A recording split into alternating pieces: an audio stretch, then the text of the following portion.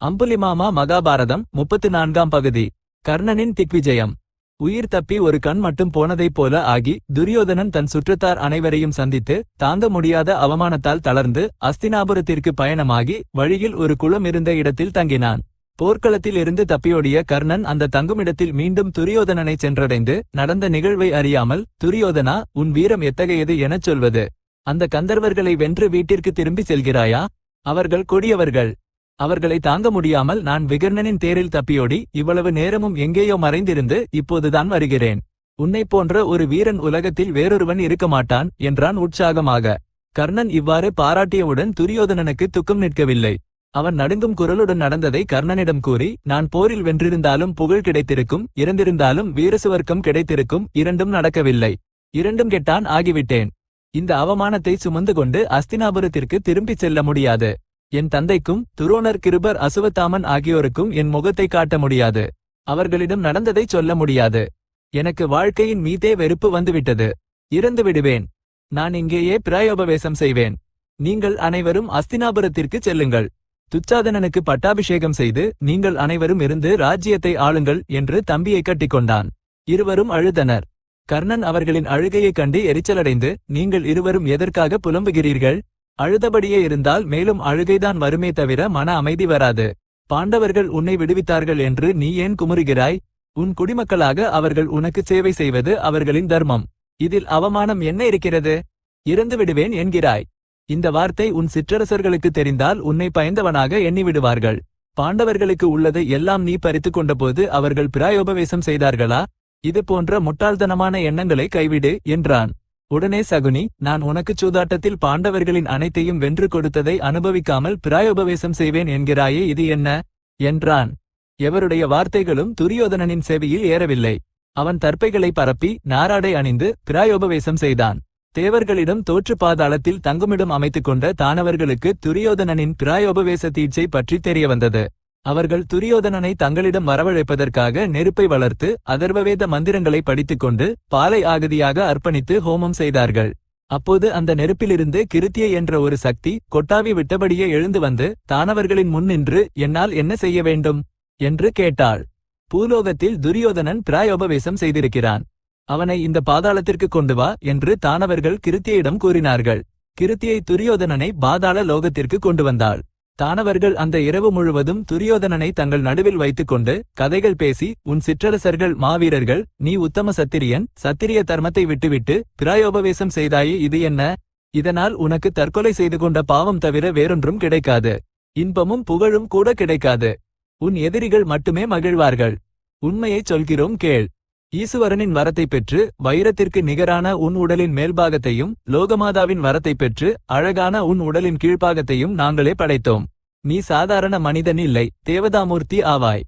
போரில் உன் பக்கம் போராடி உன் எதிரிகளை வதம் செய்யப் போகிறவர்கள் அனைவரும் எங்கள் அம்சங்களால் பிறந்தவர்களே. உன் நண்பன் கர்ணன் நரகாசுரனின் அம்சம் கொண்டவன். ஆகையால் நீ வருந்தாதே என்று அவன் மனதிற்கு ஆறுதல் அளித்து அனுப்பிவிட்டார்கள். கிருத்தியை அவனை மீண்டும் பூலோகத்திற்கு கொண்டு வந்து தர்ப்பை சயனத்தின் மீது படுக்க வைத்து மறைந்துவிட்டாள். துரியோதனன் உறக்கம் விழித்து இரவில் நடந்ததையெல்லாம் கனவு என்று நினைத்தான். அதைப்பற்றி அவன் எவருக்கும் சொல்லவில்லை. இம்முறை கர்ணனால் துரியோதனனின் மனதை எளிதாகவே மாற்ற முடிந்தது. அவன் தன் சுற்றத்தாரை உடன்கொண்டு வைபவமாக அஸ்தினாபுரத்திற்கு திரும்பிச் சென்றான். நிறைந்த சபையில் பீஷ்மர் துரியோதனனிடம், வேண்டாம் என்றால் கேட்காமல் கோஷயாத்திரை சென்று அவமானமடைந்தாய். தர்மராஜன் உன் மானத்தை காப்பாற்றி உன்னிடம் பெருந்தன்மையாக நடந்து கொண்டான். கர்ணனின் வார்த்தைகளை நம்பி நீ அத்தகையவனிடம் பகைமை வைத்துக் கொண்டாய். நீ நண்பன் என்று நினைக்கும் கர்ணன் உன்னை கந்தர்வர்களின் வசமாக்கிவிட்டு தான் போர்க்களத்தில் இருந்து தப்பியோடிவிட்டான். இப்போதாவது பாண்டவர்களுடன் நட்பு செய்து கொண்டு வம்சத்தை காப்பாற்று என்றார். துரியோதனன் கலகலவென்று சிரித்துவிட்டு கர்ணன், சகுனி, துச்சாதனன் ஆகியோருடன் சபையில் இருந்து சென்றுவிட்டான். பீஷ்மரின் வார்த்தைகள் கர்ணனுக்கு தலைகுனிவை ஏற்படுத்தின. அவன் துரியோதனனிடம், அரசே, எனக்கு படையைக் கொடு. பீம, அர்ஜுன, நகுல, சகாதேவர்கள் நால்வரும் சேர்ந்து வென்ற தேசங்கள் அனைத்தையும் நான் ஒருவனே வென்று உனக்கு தருகிறேன். அப்போது இந்த முதிய பீஷ்மர் என்னை இவ்வளவு சாதாரணமாக பார்க்க மாட்டார் என்றான்.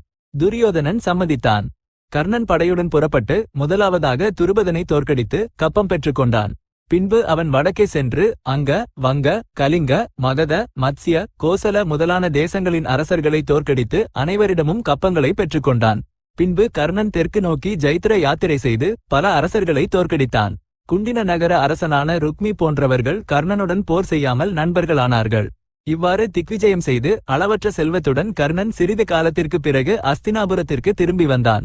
துரியோதனன் கர்ணனை பாராட்டி, பீஷ்மர், துரோணர், பாக்லிகர் முதலான வீரர்கள் எத்தனை பேர் இருந்தாலும் கூட நீ செய்த உதவியை எனக்குச் செய்ய முடியவில்லை. இந்த உலகத்தில் உனக்கு நிகரானவர்கள் எவரும் இல்லை என்றான். கர்ணன் திக்விஜயம் செய்ததால் தானும் ராஜசூய யாகம் செய்ய வேண்டும் என்ற எண்ணம் துரியோதனனுக்கு உண்டானது. அதற்கு தகுந்த ஏற்பாடுகள் அனைத்தையும் செய்து ரித்விக்குகளை அழைத்து தம்மை கொண்டு ராஜசூய யாகம் செய்விக்குமாறு அவன் அவர்களை கேட்டுக்கொண்டான். ஆனால் ரித்விக்குகள் அதற்கு ஆட்சேபனைகள் தெரிவித்து, பாண்டவர்களை வென்றால் அன்றி ராஜசூய யாகம் செய்வதற்கு இயலாது. அதுவல்லாமல் உன் தந்தை உயிரோடு இருக்கிறார், அவர் உயிரோடு இருக்கும்போது உனக்கு சக்கரவர்த்தி ஆகும் தகுதியில்லை. ராஜசூய யாகத்திற்கு நிகரான வைஷ்ணவ யாகம் என்ற வேறொரு யாகம் உள்ளது. வேண்டுமென்றால் அந்த யாகத்தை செய்யலாம் என்றார்கள். துரியோதனன் இந்த வார்த்தையை தன் தம்பிகளுக்கும் கர்ண சகுனிகளுக்கும் சொன்னபோது அவர்கள் ரித்விக்குகள் சொன்னபடியே செய்யுமாறு ஆலோசனை கூறினார்கள். யாகத்திற்கு தேவையான ஏற்பாடுகள் அனைத்தும் நடந்தன. நகரத்திற்கு வெளியே யாகசாலை நிர்மாணித்தார்கள். துவைத வனத்தில் இருக்கும் பாண்டவர்களை யாகத்திற்கு அழைப்பதற்காக துரியோதனன் தூதனை அனுப்பினான். தர்மராஜன் அந்த தூதனிடம், துரியோதனன் யாகம் செய்வது சிறந்த விஷயம், எங்களுக்கும் வந்து யாகத்தை பார்க்க வேண்டும் என்றுதான் இருக்கிறது. ஆனால் நாங்கள் இப்போது அஸ்தினாபுரத்திற்கு வந்தால் எங்கள் வனவாச தீட்சை பங்கமாகும், ஆகையால் நாங்கள் வர இயலாது என்றார். அந்த தூதனிடம் பீமன், எங்கள் ஆரண்யவாசமும் அஞ்ஞாதவாசமும் முழுமை அடைந்த பிறகு எங்கள் தர்மராஜன் துரியோதனனையும் அவன் தம்பிகளையும் பலி விலங்குகளாக வைத்து ஆயுதங்களால் மாபெரும் யாகம் செய்ய போகிறார். அந்த யாகத்திற்கு நான் கண்டிப்பாக வருவேன் என்று துரியோதனனிடம் சொல் என்றான். துரியோதனனின் வைஷ்ணவ யாகம் வெற்றிகரமாக நடந்து முழுமையடைந்தது. கர்ணன் துரியோதனனை பாராட்டி, வரும் போரில் நான் பாண்டவர்களை கொன்று உன்னை கொண்டு ராஜசூய யாகம் செய்விப்பேன், பார்த்து கொண்டிரு என்றான். அங்கே பாண்டவர்கள் துவைத வனத்தில் நீண்ட காலம் இருந்தமையால் அவர்கள் வேட்டையாடிய காரணத்தால் வனவிலங்குகளின் எண்ணிக்கை மிகவும் குறைந்துவிட்டது. ஆகையால் தர்மராஜன் தன் தம்பிகளுடன் சேர்ந்து மீண்டும் காமியக வனத்தை சென்றடைந்தார். அங்கே அவர்கள் பழங்களும் காய்களும் கிழங்குகளும் சேகரித்து பெரும்பான்மையாக அவற்றைக் கொண்டே வயிறு நிரப்பிக்கொண்டு காலத்தை கழித்தார்கள். அவர்களின் வனவாசம் 11 ஆண்டுகள் முடிந்தது. தர்மராஜனுக்கு மிகவும் வேதனையாக இருந்தது. தான் சூதாடாமல் இருந்திருந்தால் தனக்கும் தன் தம்பிகளுக்கும் திரௌபதிக்கும் இவ்வளவு தாங்க முடியாத கஷ்டங்கள் வந்திருக்காதே. முன்னால் வரப்போவதை நினைத்தாலும் வேதனையாகவே இருந்தது. கர்ணன் பாண்டவர்கள் அனைவரையும் போரில் கொல்வேன் என்று துரியோதனனுக்கு வாக்கு கொடுத்திருக்கிறான். இது போன்ற மனவேதனைகளால் தர்மராஜனுக்கு இரவு வேளையில் உறக்கமும் வருவதில்லை. பாண்டவர்கள் காமியக வனத்தில் இருந்தபோது ஒருமுறை வியாசர் அவர்களை பார்க்க வந்து அவர்கள் மெலிந்திருப்பதைக் கண்டு வருந்தி அவர்களுக்கு உபசமனம் தரும் வார்த்தைகளை கூறி 13 ஆண்டு நியமமும் நிறைவடைந்தவுடனேயே பாண்டவர்களுக்கு மீண்டும் ராஜ்ய பிராப்தி கிடைக்கும் என்று தைரியம் கூறி சென்றுவிட்டார்.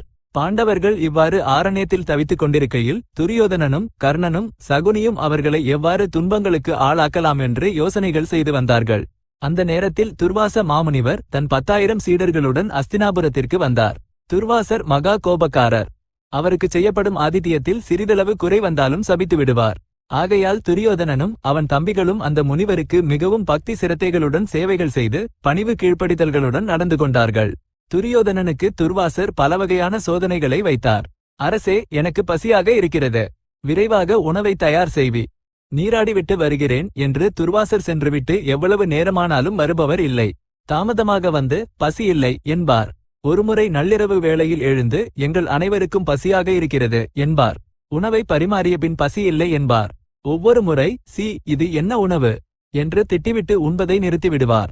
அவ்வாறு எத்தனை தொல்லைகள் கொடுத்தாலும் துரியோதனன் பொறுமையாக அனைத்தையும் சகித்துக் கொண்டு சேவைகள் செய்வதைக் கண்டு துர்வாசர் மகிழ்ந்து, அரசே, உன் பரிசரிப்புக்கு மகிழ்ந்தேன், உனக்கு என்ன வேண்டுமோ கேள் என்றார். துர்வாசர் சபிக்காததற்கு துரியோதனன் எவ்வளவோ மகிழ்ந்து சகுனி கர்ண துச்சாதனர்களுடன் கலந்து பேசி துர்வாசரிடம், சுவாமி, பரம தர்மாத்மாவான தர்மராஜன் ஆரண்யத்தில் இருக்கிறார்.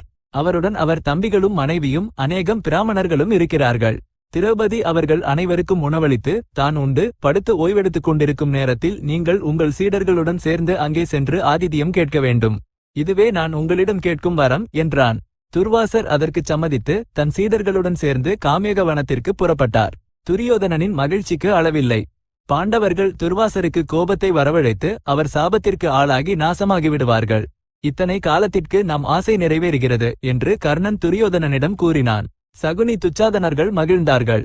காமியக வனத்தில் ஒருநாள் திரௌபதி தன் கணவர்களுக்கும் பிராமணர்களுக்கும் உணவளித்து தான் உணவை முடித்து படுத்து ஓய்வெடுத்துக் கொண்டிருக்கும் நேரத்தில் அவர்களின் ஆசிரமத்திற்கு துர்வாசர் தன் 10,000 சீடர்களுடனும் வந்து சேர்ந்தார்.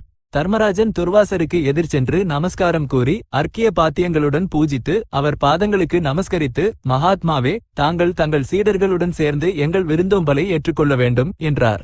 இந்த மகாரண்யத்தில் இருப்பவன் தனக்கும் தன் சீடர்கள் 10,000 பேருக்கும் எவ்வாறு உணவளிப்பான் என்ற சிந்தனை கூட இல்லாமல் துர்வாசர் தர்மராஜனின் விருந்தோம்பலுக்கு ஒப்புக்கொண்டு தன் சீடர்களுடன் சேர்ந்து நீராடி வர கங்கை நதிக்குச் சென்றார். இத்தனை பேருக்கு எவ்வாறு உணவளிப்பது என்று திரௌபதிக்கு புரியவில்லை. அவளுக்கு வேறு வழியேதும் தெரியாமல் கிருஷ்ணனை தியானித்தாள். அம்புலிமாமா மகாபாரதம் 34ஆம் பகுதி சம்பூர்ணம். இப்போதைக்கு ஸ்வஸ்தி.